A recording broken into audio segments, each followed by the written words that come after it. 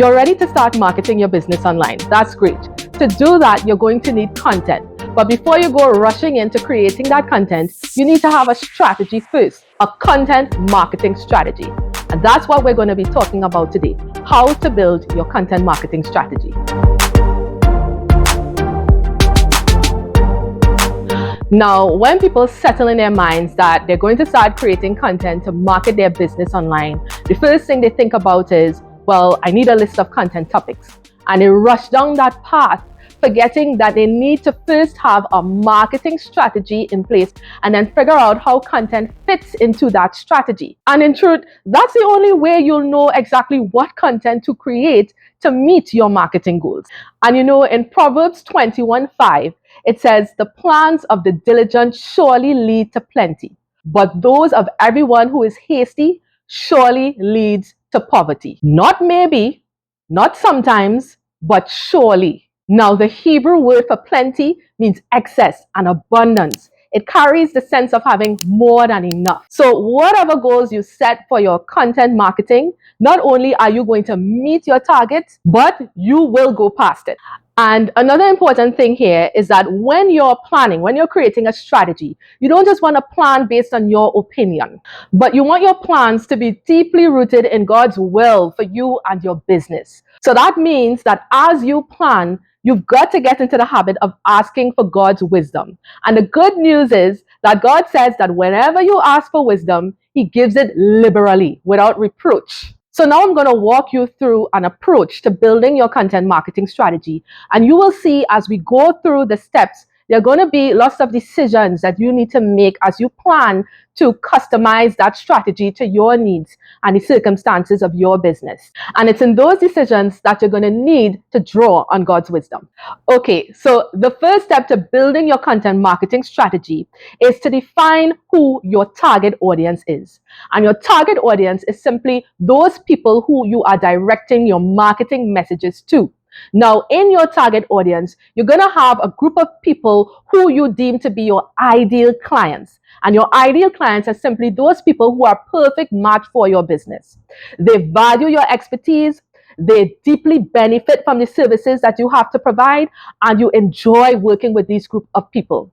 Now, to properly understand who your ideal client group is, you're going to need to create a profile of your ideal clients. And a profile is simply a detailed description of your ideal clients. So you're going to need to think about things like, what do they want? What are their aspirations? What problems do they struggle with? What are their hesitations and objections? You're also going to need to know, what do they think and behave like whenever they're ready to buy versus when they're not quite ready to buy. I simply cannot overstate the importance of knowing who your target audience is and who your ideal clients are. Without this, nothing you create going forward is going to make any sense, because the content you create needs to be targeted to a certain group of people if you want to get their attention.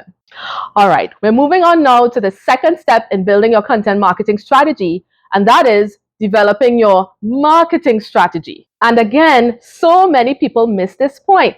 They go to just thinking about what content they should be creating, not realizing that your content needs to fit within a broader marketing strategy for your business. And when I say marketing strategy, let me break that down for you. It's all the activities you need to do to build awareness, to generate leads, and to sell. And when you're building a marketing strategy, it's a good idea to tackle it backwards. Start with what you're going to do in the selling phase first.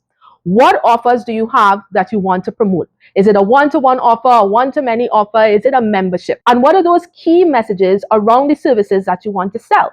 You need to understand, again, who is that target audience that you're directing your offers to? What are you promising? And then what is that end result of the promise you're making? And then what makes you different from any other person who's selling the same services? And then with lead generation, you want to think about, what are those offers, free or low cost, that you're going to push in order to begin to qualify people who are most suited towards those offers. Your lead magnets can be anything from a PDF all the way to a webinar. All lead magnets are not created equal, but a rule of thumb is that the more interaction that your lead magnet demands from your target audience, the more qualified your leads will be. So for example, lead magnets like webinars or masterclasses or in-person events tend to draw more qualified leads than, say, a PDF or a worksheet. And then, of course, you have awareness. And the question is, how are you going to make new and existing people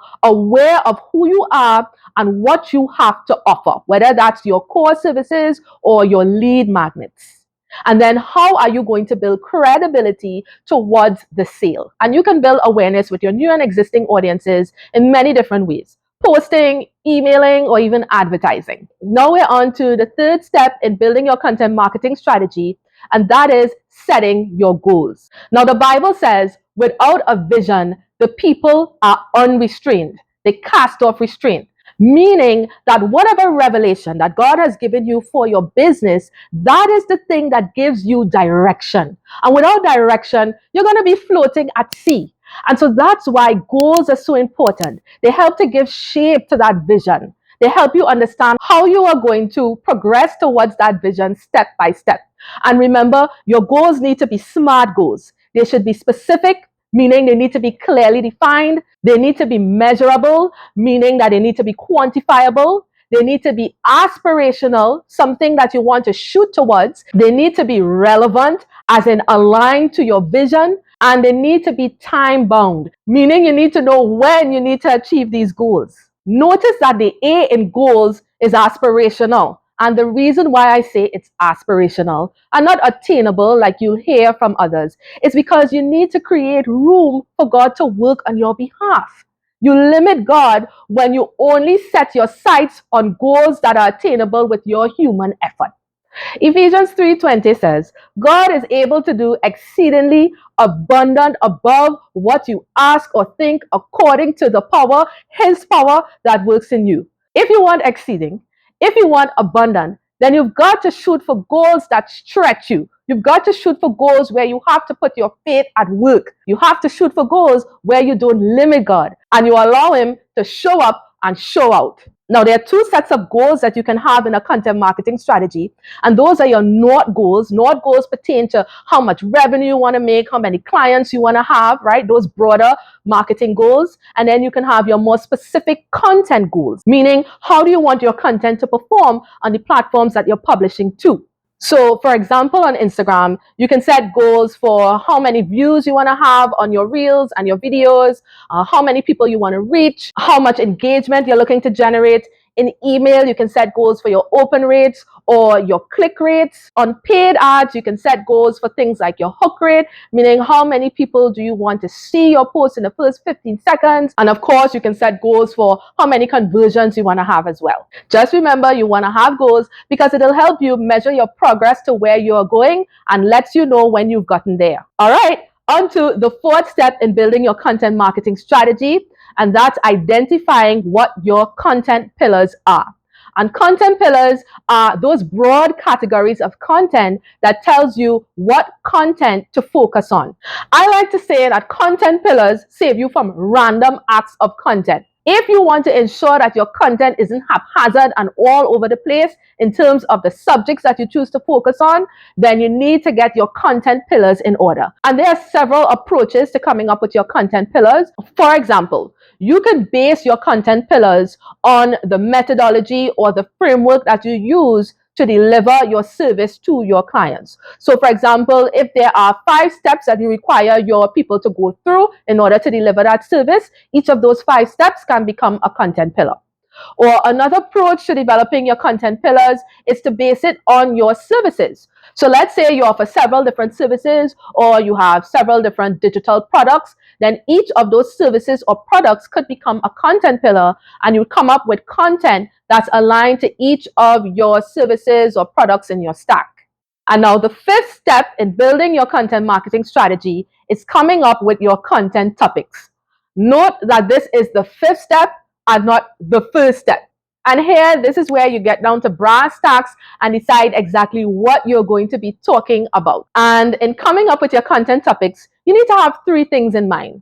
The first is your content pillars. Remember, your content topics should always align with your content pillars so that when people look at the totality of what you're putting out, they're not confused. They understand what you're all about. They understand where you sit in the marketplace. They understand what they need to come to you for. And the second thing you need to think about when you're coming up with content topics is, what is the primary objective that you're going after? Meaning, are you looking to drum up awareness? Are you looking to generate leads? Or are you looking to sell? Now, I'm not saying that content can't meet more than one objective. However, even if your content hits all three objectives, there must be a primary objective that you prioritize, so that when you're looking at how that piece of content performs, you know what to focus on to accurately judge whether that content was a hit or a miss, and therefore what decisions you need to make moving forward. So I hope that's clear. When you're creating content, always think of the primary purpose behind it. And of course, the third consideration when you're coming up with content ideas is the platform. Now, remember, each platform dictates the type of content you need to produce. All right. If you are producing emails, then you know you need written content. If you're on Instagram, you know you need a mix of video content, and you can have carousels or single post content. If you're on YouTube, well, then you know you're producing video content. And if you know you're running ads on the Meta ads platform, then you have a variety of different content formats to choose from. Okay, so now we're at the sixth step in building your content marketing strategy, developing your content production schedule. And this answers the question, when are you actually going to create those content topics that you've earmarked? And you know, in my experience with business owners, many of you underestimate the time you need to create content. When you're creating content, there are actually three things that you're doing. You have to prepare that content. And if you're doing video content, you have to record that content, and then you have to edit that content. So there are actually three separate activities that go into content creation. And if you don't realize this, then you're going to severely underestimate the time you need to create content. So in that preparation phase, you could be scripting content, or you could be preparing the notes on what you want to say, or you could be preparing your short list, meaning what visuals are you going to need for the content that you're creating. In this phase, you're also thinking about any captions, descriptions, titles, or subject lines for each content topic that you're moving forward with. And in the recording phase, now this is where you need to set aside time to actually record your main footage. And when you're recording, it's not just your main footage. Sometimes you want to do secondary footage, which we call B-roll. And if you're not doing video and maybe you're doing a piece of written content, here's where you want to gather the graphics that you'll be using to support your messages. And then in the third phase, you need to set aside time for editing. If you're doing video, you want to edit out any mistakes or gaps in your recording. You want to merge your graphics and your B-rolls if necessary. You want to add your animations, your text overlays, your transitions, your captions. And of course, in this stage, you also want to think about your thumbnails and your covers, which are very important for capturing attention. So the key is here that you've got to accurately assess the time that you need for content creation. Even if you're outsourcing, there is part of that content creation process that you're going to have to own. And you need to put aside the right amount of time so you're not stretched too thin or you're not overwhelmed. And the seventh and final step in building your content marketing strategy is creating your content calendar. And this answers the question, when are you going to publish your content? And there are three considerations here. The time, as in what time of year are you going to focus on for certain promotions, what day and what time are you actually going to publish your pieces of content. The second thing you need to be thinking about is platform. When are you going to publish on different platforms? Or you want to publish content when you know you have the time to be present. Because remember, when you publish content, you've got to set aside some time to respond to any comments that people leave under your post. This is how you show yourself to be responsive. This is also how you build community. And your third consideration in creating your content calendar is your posting frequency.